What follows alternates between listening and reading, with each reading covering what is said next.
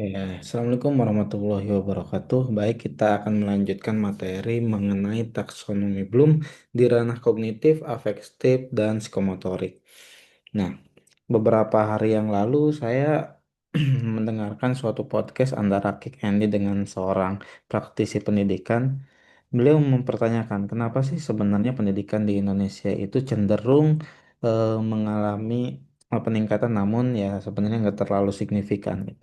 Salah satu yang mempengaruhinya itu adalah di mana dalam pembelajaran di kelas kita masih terlalu fokus terhadap hafalan. Nah, kenapa hanya hafalan saja? Hafalan itu kan sebenarnya bagus, tapi sebenarnya dalam suatu pembelajaran, kalau melihat dari nanti kita akan membahas tentang taksonomi Bloom itu, hafalan itu termasuk ke dalam yang dasarnya. Jadi kalau misalkan hafalan itu eh, sudah bisa, ya dia nanti akan bisa memahami. Setelah memahami, dia akan bisa mengaplikasikannya. Setelah bisa mengaplikasikan, dia akan bisa menganalisanya. Hafalan memang bagus. Nah, tetapi akan lebih bagus lagi ketika kita melanjutkan ke dalam klasifikasi-klasifikasi ke tingkat berpikir yang lebih tinggi. Gitu. Nah, sekarang pertanyaannya, kalau misalkan hafalannya kurang bagus seperti apa? Hafalan itu kan dasarnya. Kalau hafalan saja kurang bisa, maka kemungkinan besar kita tidak akan bisa atau cenderung sangat sulit untuk menuju kemampuan berpikir tingkat tinggi yang lainnya, gitu. Nah, ini yang akan kita bahas dalam taksonomi Bloom.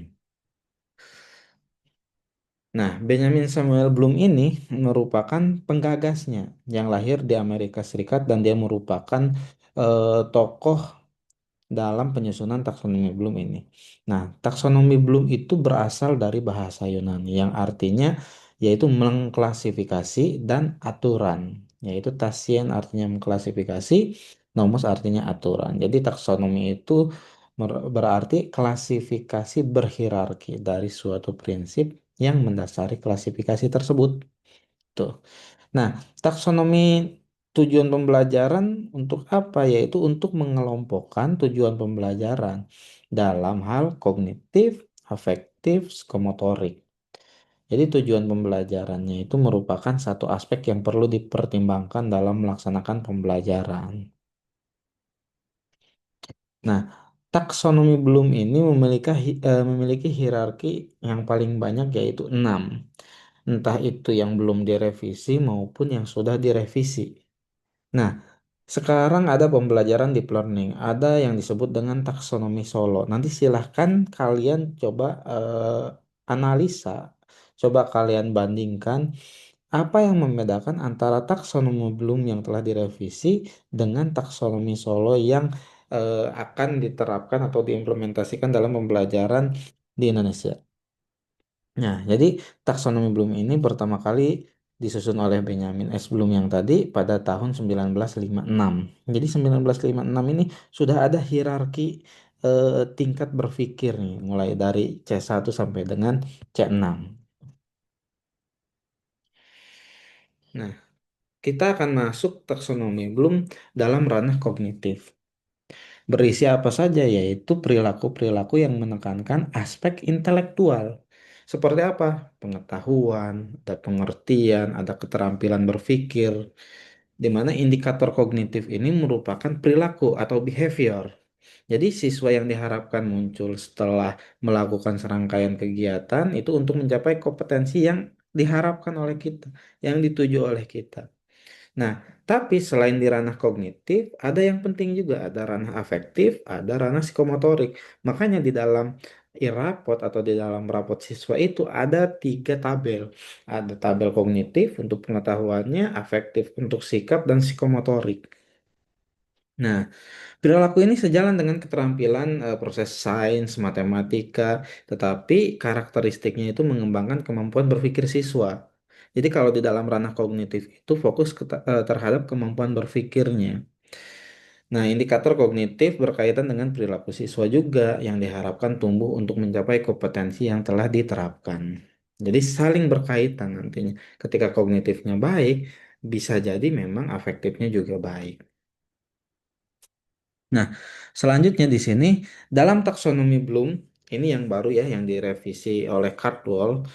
Nah, aspek kognitif itu ada perbedaan di antara C5 dan C6-nya. Kalau misalkan mahasiswa, teman-teman mahasiswa lihat, ini yang awal terdapat perubahan nih di yang paling atas. Yang pertama itu adalah knowledge, terus komprehensi, terus mengaplikasikan, menganalisis, mengsintesis, baru mengevaluasi. Tetapi yang telah direvisi itu, yang pertama mulai dari mengingat, terus pemahaman, mengaplikasikan, menganalisis, mengevaluasi, dan terakhir adalah mencipta atau creating. Inilah yang membedakannya. Gitu. Yang pertama kita akan fokus di dalam C1, yaitu knowledge atau remembering. Nah, mengingat itu merupakan proses kognitif yang paling rendah. Nah, mengingat, menghafal. Padahal dulu kita kan diminta untuk silahkan kamu hafalkan rumus ini. Gitu. Kita ngapalin aja gitu. Ternyata menghafal itu termasuk ke dalam proses kognitif yang rendah. Tetapi ini menjadi sangat penting.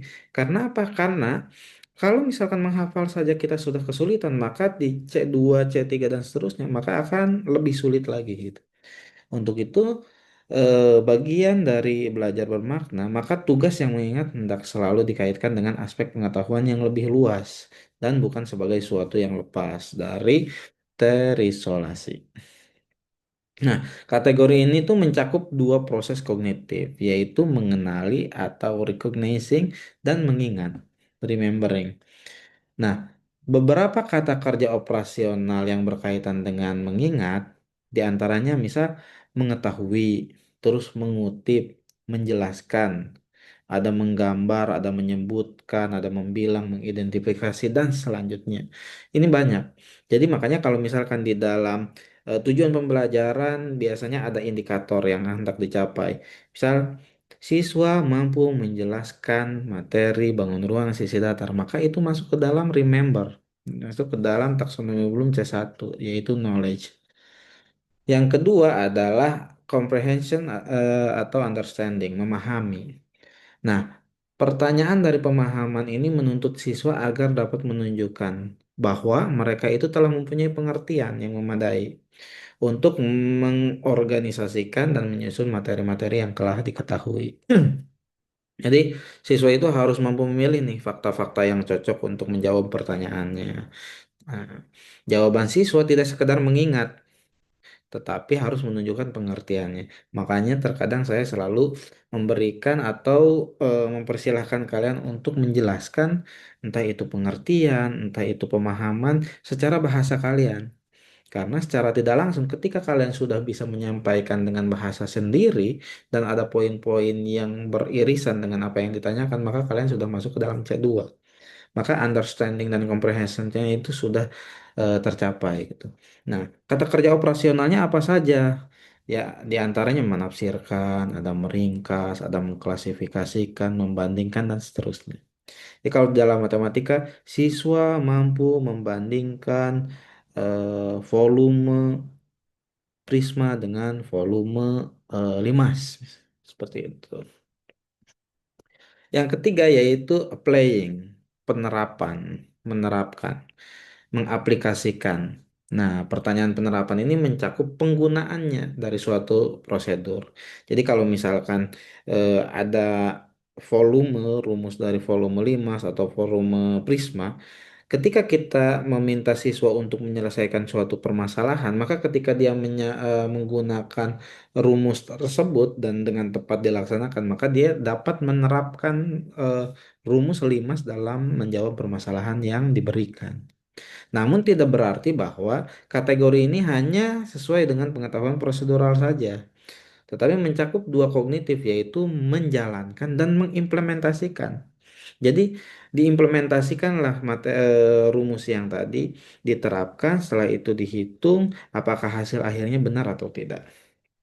Nah, kata kerja operasionalnya diantaranya adalah melaksanakan, menggunakan, menjalankan, memilih, menyusun, memulai, dan sebagainya.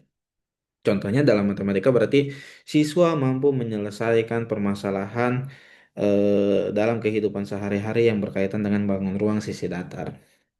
Nah, ini ada banyak, silahkan coba kalian telaah satu-satu dari kata kerja operasional ini. Yang keempat yaitu analyze atau menganalisa. Nah, pertanyaan analisa ini untuk menguraikan suatu permasalahan atau objek ke unsur-unsur dan menentukan bagaimana saling keterkaitan antar unsur-unsur tersebut. Jadi kalau tadi di C3 itu hanya menerapkan, dia hanya mengimplementasikan atau menggunakan rumus yang digunakan. Tetapi kalau apply analyze ini, menganalisis ini, dia tuh mampu membandingkan, mampu menguraikan akan permasalahan yang diberikan. Jadi contoh kata kerja operasionalnya apa? Uraikan, bandingkan, organisasi, silahkan susun ulang, mengubah struktur, mendiagnostik, terus menguji dan lain sebagainya. Nah, selanjutnya adalah sintesis atau evaluasi. Ini masuk ke dalam C5. Jadi kalau misalkan yang sebelum direvisi itu sintesis, setelah direvisi yang casual itu evaluation atau evaluasi. Nah, kita di sini membahas yang sebelum dievaluasi terlebih dahulu. Sorry, yang sebelum direvisi. Kata kerja operasionalnya apa? Mengabstraksi, mengatur, menganimasi, mengumpulkan. Nah, setelah direvisi, evaluasi itu membuat suatu pertimbangan berdasarkan kriteria dan standar yang ada. Nah, jenisnya ada dua, yaitu memeriksa dan mengkritik. Contoh kata kerja operasionalnya apa? Menyusun hipotesis, mengkritik, memprediksi, membenarkan atau menyalahkan. Jadi, kalau misalkan dalam matematika itu, jika suatu permasalahan jawabannya adalah ini, silahkan selidiki kembali apakah jawaban tersebut benar atau tidak. Jika benar, berikan alasannya, jika tidak, berikan alasan.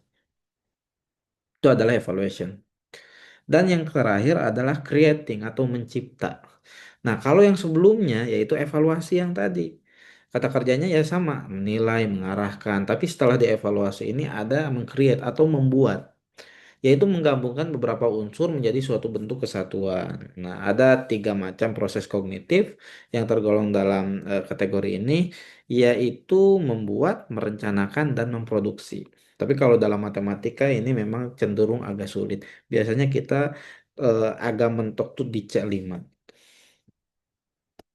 Tadi kita sudah membahas taksonomi Bloom di ranah kognitif. Nah, sekarang kita akan membahas di ranah afektifnya. Indikator pada ranah afektif ini merupakan sikap yang diharapkan saat dan setelah siswa melakukan serangkaian kegiatan pembelajaran. Contohnya, kalau misalkan di dalam pembelajaran IPA termasuk dalam matematika juga sama, gitu tuh.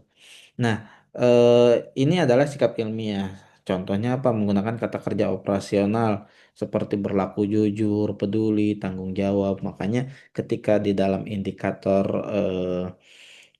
pencapaian itu ada beberapa indikator afektifnya. Misal, siswa berlaku jujur dalam melaksanakan diskusi, siswa bertanggung jawab, dan lain sebagainya.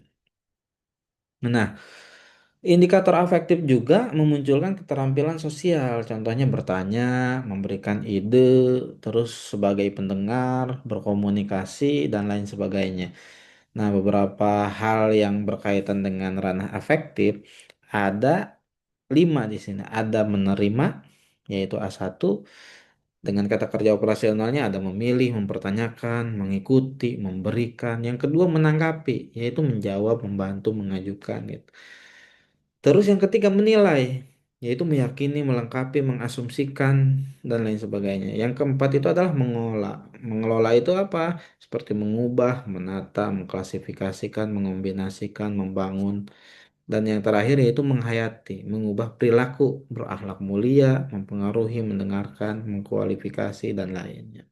Nah, kelima komponen ini itu merupakan bagian dari ranah afektif. Makanya kata kerja operasional ini selalu ada di dalam RPP atau RPH atau modul ajar, termasuk di dalam buku juga biasanya suka ada.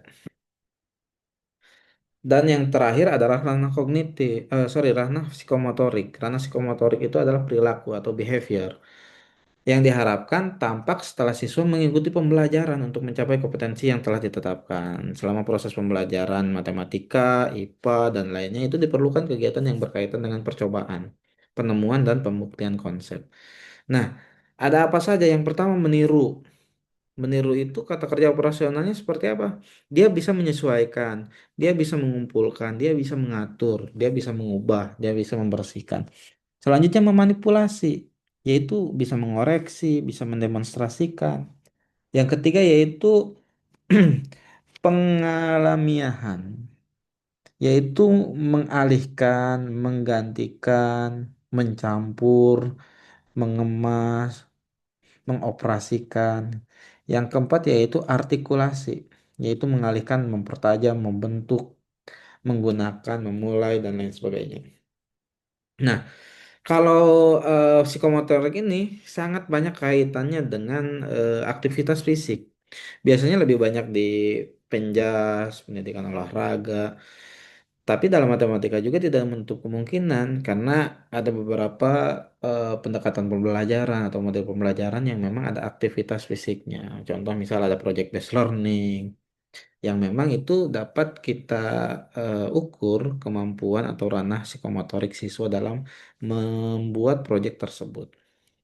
Oke, mungkin itu yang dapat saya sampaikan mengenai taksonomi Bloom. Silakan nanti teman-teman mahasiswa dipelajari kembali apa itu taksonomi Bloom, bagaimana taksonomi Bloom yang sebelum direvisi, yang setelah direvisi, bahkan sekarang dengan adanya deep learning yang menggunakan taksonomi Solo, silakan kalian analisa ketiganya itu persamaannya di mana, perbedaannya di mana. Mungkin itu yang dapat saya sampaikan. Terima kasih. Assalamualaikum warahmatullahi wabarakatuh.